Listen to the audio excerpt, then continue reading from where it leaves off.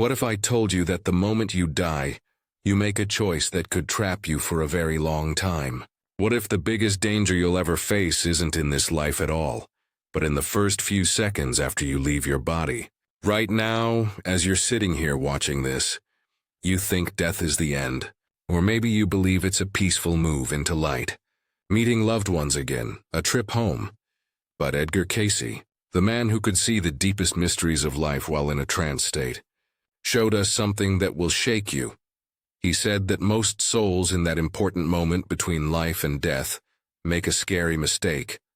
A mistake that comes from being too attached, from fear, from not understanding what's really happening. A mistake that can keep you stuck on Earth, keep you trapped, keep you walking around confused while your loved ones move on without you. And the scariest part, you won't even know you've made it. Today, I'm going to tell you exactly what Cayce saw, what he warned us about, and most importantly, how to make sure you don't fall into this trap when your time comes, because it's coming for all of us. And you need to be prepared. The moment of separation. Picture this moment with me. Your heart stops beating. Your breath stops. The electrical signals in your brain begin to fade. And then separation, your consciousness, your true self, begins to lift away from the physical body you've lived in for many years. For the first time in your entire life, you're free, weightless, not tied down to the limits of flesh and bone. Most people who've had near-death experiences describe this moment as beautiful, peaceful, even joyful. But Edgar Cayce saw something else. He saw confusion. He saw souls floating over their bodies, unable to understand what had just happened. He saw them reaching back, trying to reconnect, trying to return to what they knew. And he saw the exact moment when everything goes wrong. Because here's what happens in those first important seconds. You're still you. Your personality, your memories, your attachments, your fears, your loves, your regrets, all of it comes with you. And this is where the danger begins. Cayce explained that the newly departed soul, still thinking like a physical person, faces a choice, though most don't realize they're choosing. Do you move forward into the light, into the higher places of consciousness? Or do you look back? Do you stay? Do you try to stay close to what you know, your home, your family, your unfinished business? Most people look back, and that's the mistake. Let me be clear about something before we go deeper. If you're finding this unsettling, if it's making you think about your own death in a way you haven't before, that's exactly what should be happening. This isn't comfortable knowledge, but it's important knowledge. Hit that like button if you're ready to face these truths head on. And subscribe because we're going to explore the mysteries that most channels won't touch, the truths that matter most. What Edgar Cayce saw. Edgar Cayce didn't guess about death. He witnessed it thousands of times in his trance state, accessing what he called the Akashic Records, the universal memory of all souls. He observed the journey that consciousness takes after the body dies, and what he described should be required knowledge for every human being. He said that at the moment of death, the soul enters what he called the borderland, not quite physical, not quite fully spiritual, an in-between space between worlds. In this borderland, you're still connected to Earth. You can see your loved ones. You can hear them crying. You can watch them grieve. And here's where it gets deep and scary. You can't touch them. You can't comfort them. You can't make them understand that you're still there. Cayce described souls in total pain, watching their spouses collapse in grief, seeing their children suffer, observing their own funerals, and being completely powerless to reach across the veil. The pain of this realization is so strong that many souls simply refuse to accept it. They refuse to believe they're dead. They convince themselves they're still alive, just different somehow, invisible, ignored. And they stay. They stay in the borderland, hovering around the people and places they knew, trying desperately to make contact, trying to prove they're still present. Cayce called these souls Earthbound. You might know them by another name, ghosts. But they're not the Hollywood version of ghosts, angry spirits seeking revenge or delivering mysterious warnings. They're confused souls who made one simple, understandable, devastating mistake. They looked back when they should have looked forward. They held on when they should have let go. They chose the familiar over the unknown, and now they're trapped in a prison of their own making. The attachment trap. Now, let me tell you why this happens to so many souls. It's not because they're bad people. It's not because they've sinned or failed some cosmic test. It's because of attachment. Listen carefully to this because it's the key to everything. We spend our entire lives building attachments to people, to places, to possessions, to our very identity. We attach to our spouse, our children, our home. We attach to our career, our reputation, our accomplishments. We attach to our body, our appearance, our health. We say my and mine so often that we forget there's a difference between what we have and who we are. And then we die. But the attachments, they don't die with the body.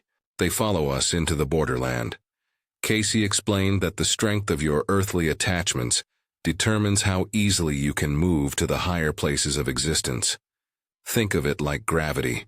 The more you're attached to the physical world, the harder it is for your soul to rise above it.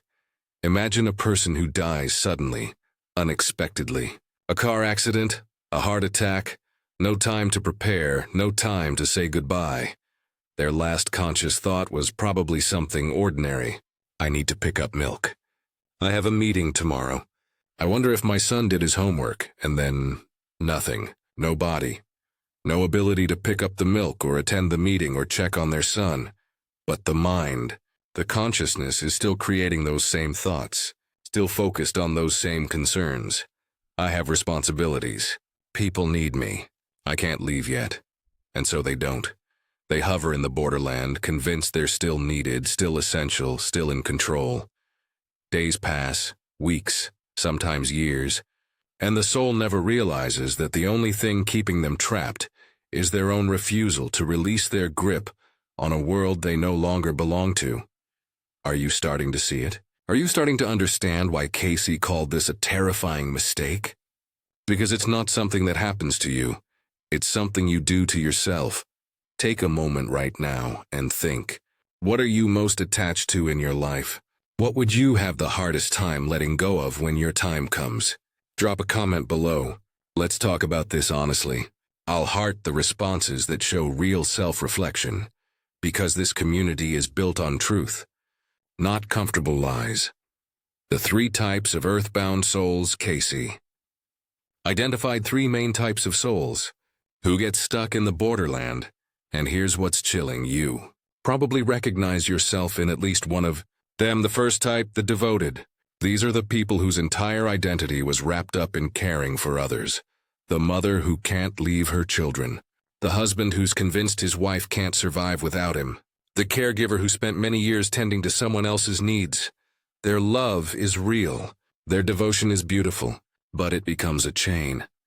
Cayce described a case of a mother who had died, but her soul remained in the family home for over 10 years. She watched her children grow up. She hovered near them during illnesses. She was present at their graduations, but she wasn't helping them. She was preventing herself from moving forward. And here's the heartbreaking part. Her children could feel her presence, but they couldn't understand it. It made them uneasy. It made the house feel wrong. Some of them became anxious, depressed, unable to fully live their lives because the mother's refusal to let go was creating an energetic weight that pressed down on everyone she loved. The second type, the attached. These souls are bound not to people, but to things, to their home, their wealth, their possessions. Cayce spoke of a man who died suddenly, leaving behind a large estate. He had spent his entire life collecting wealth, building his business, securing his legacy. When he died, his soul couldn't leave his office. He watched in horror as his heirs argued over his estate. He tried desperately to step in, to make them understand his wishes, but he was powerless, invisible, irrelevant. And yet he stayed for years watching his empire crumble. watching everything he'd built fall apart, trapped by his attachment to things that in the spiritual realm have no meaning whatsoever. The third type, the unaware. This is perhaps the saddest category. These are souls who simply don't realize they're dead. Maybe they died suddenly. Maybe they were unconscious when it happened. Maybe they were so identified with their physical body that the idea of existing without it is impossible to understand. They describe these souls as moving through their old routines like sleepwalkers sitting in their favorite chair, trying to interact with family members, attempting to perform their old jobs, but nothing works anymore. No one sees them, no one responds, and the confusion deepens into a kind of nightmare of existence. They're alive, but not alive. Present, but not present. Conscious, but unable to affect anything around them. Cayce said these souls can remain in this state for many years, sometimes generations, until finally, somehow, they wake up. They realize the truth. And only then can they begin their real journey forward. The crucial window, now. Here's what you need to understand about timing. Cayce taught that there's a critical window immediately after death, a period ranging from a few hours to about 3, when the soul is most able to move smoothly to the higher realms. During this window, spiritual guides, departed loved ones, and what Cayce called beings of light are present, actively trying to help the newly departed soul move forward. You've probably heard about this from near-death experiences, the tunnel of light, the feeling of being welcomed, the sense of unconditional love and acceptance. That's real. It's all there waiting. But here's the critical part. You have to turn toward it. You have to make the conscious choice to move forward rather than look back. And most people miss this opportunity. Because in those first hours after death, they're overwhelmed. They're watching their loved ones grieve. They're trying to process what just happened. They're pulled in many directions by emotion, attachment, and confusion. And the window begins to close. The guides don't give up immediately. They continue to try, to call, to offer pathways forward. But as time passes, as the soul becomes more stuck in the borderland, as the attachments solidify into habit, it becomes harder and harder to make that transition. Eventually, the soul becomes so identified with the borderland that it doesn't even see the light anymore. It's created its own reality, a shadowy half-existence, and it mistakes this for the afterlife. This is what Cayce found most heartbreaking in his readings. Not that souls are punished for their mistakes, not that they're condemned to eternal suffering, but that they're trapped by their own misunderstanding, by their own inability to let go, by their own choice to cling to a world they no longer belong to. And the truly terrifying part, time works differently in the borderland. What feels like a few days to the earthbound soul might be years in the physical world. What feels like weeks might be many years. They're caught in a loop, repeating the same patterns, the same thoughts, the same useless attempts to reconnect with the living. And all the while, life goes on without them. Their loved ones heal, move forward, eventually forget, while the soul remains frozen in that moment of death, unable to understand why everything has changed. If this is hitting you hard right now, that's okay. That's important. Share this video with someone you care about, because this isn't information we can afford to ignore, and subscribe because understanding what comes next is the most important preparation you can do in this life. How to avoid the mistake. So here's the question you're asking: how do I make sure this doesn't happen to me? How do I prepare for death in a way that ensures I don't get trapped in the borderland? Cayce gave very specific guidance on this. And if you only remember one thing from this entire video, let it be this section. First, practice letting go now. Not at death, now. Today, in this life. Every attachment you have is practice for the ultimate letting go. When something breaks, can you release it without anger? When a relationship ends, can you accept it without clinging? When your body changes, ages, weakens, can you observe it with grace rather than desperation? These are not random challenges. They're training. Every loss you experience in life is preparing you for the final loss, the loss of life itself. Cayce said that people who learn to practice non-attachment in life find the transition after death to be natural, even beautiful, because they've already learned the skill. But people who spend their entire lives gripping, controlling, refusing to let anything go, they bring that same energy into death, and it becomes their prison. Second, understand who you really are. You are not your body. You're not your job. You're not your possessions or your accomplishments. You are consciousness. You are awareness. You are the observer behind all the experiences. The more you identify with your eternal nature now, the easier it will be to recognize yourself after death. Cayce recommended daily meditation, not as a religious practice, but as a practical tool. Spend time each day experiencing yourself as pure awareness, separate from your thoughts, your emotions, your physical sensations. This isn't spiritual bypassing. This is preparation for the most important moment of your existence. Third, have the conversation. Talk to your loved ones about death, not in a sad way, but in an honest, open way. Tell them what you want them to know. Express your love. Release any unfinished business, and this is crucial. Tell them that when you die, you want them to encourage you to move forward, to release you, to give you permission to go. Cayce said that one of the reasons souls become earthbound is because they can feel their loved ones desperately trying to hold on to them. The grief is so intense, the sense of "don't leave me" is so powerful, that the departing soul feels obligated to stay. But this serves no one. The greatest gift you can give a dying person is permission to go, and the greatest gift they can give you is the same. Fourth, learn the signs. Cayce taught that you can train yourself to recognize the moment of death when it comes. There will be a sensation of lifting, of expansion, of sudden freedom. There will be guides, sometimes appearing as deceased loved ones, sometimes as beings of pure light waiting to help you. And there will be a choice point, a moment where you can turn toward the higher realms or turn back toward the familiar. Knowing this in advance changes everything. Because when that moment comes, you won't be confused. You won't be disoriented. You'll recognize it. You'll remember. You'll know what to do. Turn toward the light. Move forward. Let go. It sounds simple, and it is. But in that moment of death, overwhelmed by emotion and attachment, most people forget. Don't be most people. Fifth, do the work now. This is the most important point of all. Every reading Cayce gave emphasized the same truth. The state of your consciousness at death reflects the state of your consciousness in life. If you live in fear, you'll die in fear. If you live in attachment, you'll die attached. If you live in confusion, you'll die confused.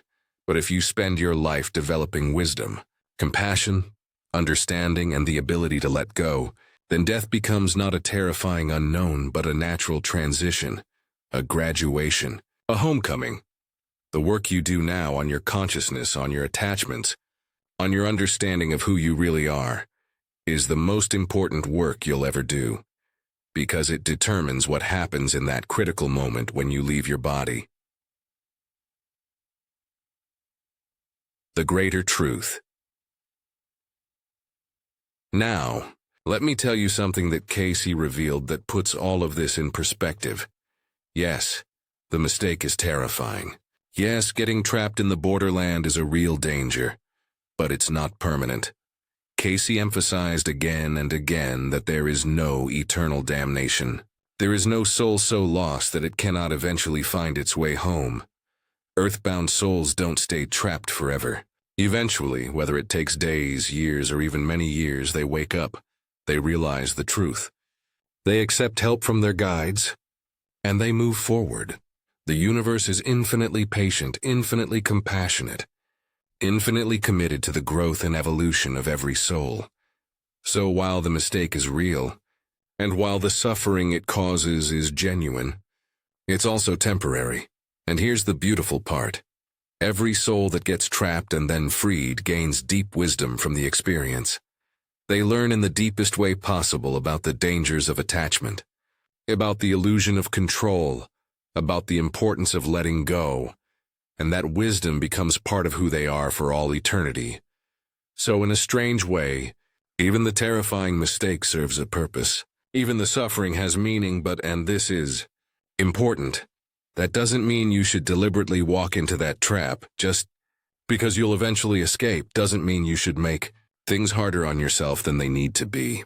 Would you jump into a pit just because you know you'll eventually climb out? Would you choose a harder path just because there's learning in it? Of course not.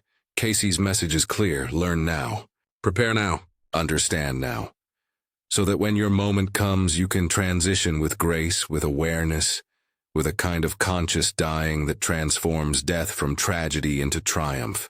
What this means for your life right now. So let's bring this home. Let's talk about what this knowledge means for you today, in this life. Because the point of understanding what happens after death isn't to make you afraid. It's to make you wise. First, it changes how you live. When you truly understand that your attachments will follow you beyond death, that they can become chains that bind you, you start to evaluate them differently. That fight you're having with your spouse over something small, suddenly it seems less important. That resentment you're carrying towards someone who wronged you years ago, suddenly you see it for what it is. Weight you're choosing to carry. That obsession with your career, your status, your bank account, suddenly you realize you're building a prison you'll have to escape from later. This isn't about becoming detached from life. It's about engaging with life from a place of freedom rather than fear. It's about loving people without needing to possess them, about enjoying experiences without needing to cling to them, about creating and achieving without defining yourself by your creations and achievements. Second, it changes how you face death, both your own and others. When someone you love is dying, you can be present with them in a completely different way. You can hold space for their transition without desperately trying to hold them back. You can say, "I love you, and when it's time, you have my permission to go. Move toward the light.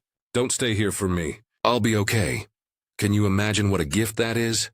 To give someone you love the freedom to die well. And when your own time comes, and it will come, you won't face it with the terror that grips most people.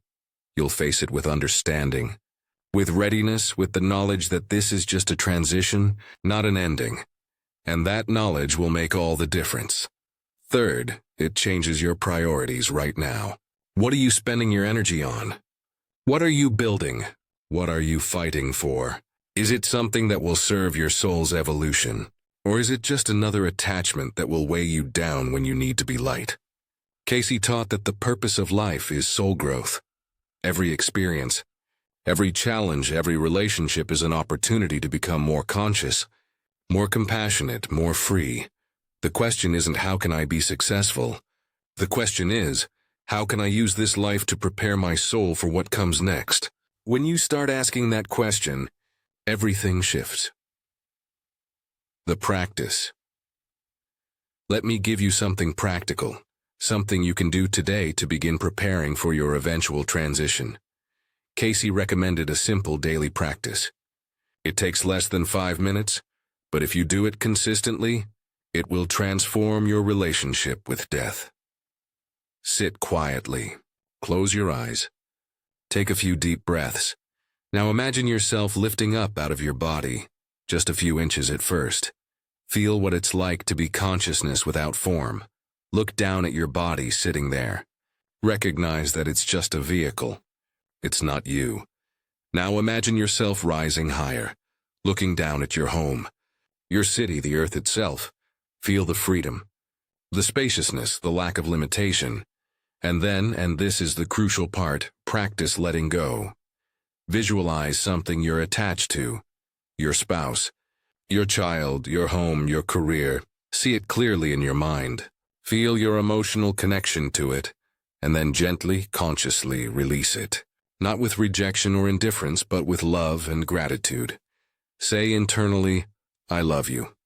I appreciate you, and I release my need to hold on to you." Feel the lightness that comes with releasing. Feel the space that opens up. Do this for a few minutes each day, not to stop loving people or caring about your life, but to train your consciousness in the art of letting go, so that when death comes, when you really do have to let go of everything, it will be natural, familiar, even peaceful. This is how you avoid the terrifying mistake, not by learning it intellectually, but by practicing it experientially, every single day. Death is only passing through God's other door, Edgar Cayce once said. Death is only passing through God's other door, but most of us approach that door backward, looking over our shoulder, reaching back for what we're leaving behind, and we stumble. We get caught. We miss the beauty of what's on the other side because we're too focused on what's behind us. The terrifying mistake isn't that we die. It's that we don't die consciously. We don't die well. We carry our attachments like chains. We cling to our identity like a life raft. We mistake the borderland for our new home and settle into a half-existence that serves no one. But it doesn't have to be that way. You can prepare. You can practice. You can transform death from a tragedy into a triumph. Not someday. Not when you're old and dying. Today. Right now, in this moment. Every attachment you release is practice for the ultimate release. Every moment of presence is preparation for the ultimate transition. Every act of letting go is training for the final letting go. And when your time comes, when you feel that moment of separation, when you see the light calling you forward, you'll be ready. You won't look back. You won't get caught. You won't make the terrifying mistake. You'll move forward with grace, with awareness, with the kind of conscious dying that is in itself a profound spiritual achievement. Thank you for having the courage to explore this with me. This is heavy material. It's uncomfortable. It challenges everything we want to believe about death and dying, but it's also the most important knowledge you can have. If this video affected you, if it shifted something in your understanding, share it. Someone in your life needs to hear this message. And let me know in the comments. What's your biggest fear about death? What attachment do you think would be hardest for you to release? Let's talk about this honestly. I'll heart the comments that show real vulnerability, because that's what this community is about. Truth, depth, and the courage to face what most people avoid. Subscribe if you haven't already, because we're going to keep exploring these profound mysteries together. Until next time, remember, you're not your body. You're not your possessions. You're not your relationships.